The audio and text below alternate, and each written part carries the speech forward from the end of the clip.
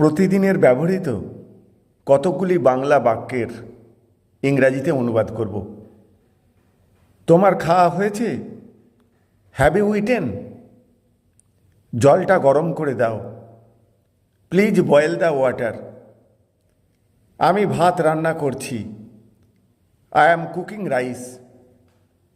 মা বাজারে গেছেন। Mother has gone to the market. টেবিলে খাবার রাখা আছে। The food is kept on the table. বাথরুমে জল নেই।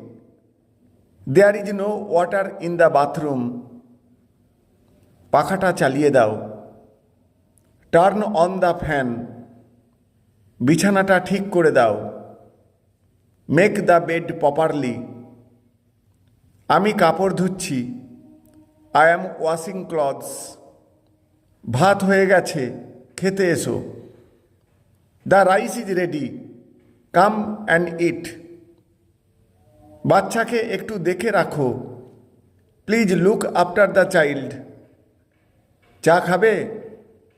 Will you have tea? আজ অনেক কাজ আছে।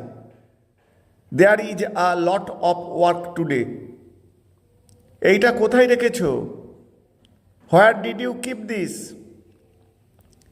সকালে ঘুম থেকে দেরি করে উঠেছি। I woke up late in the morning. Thank you all.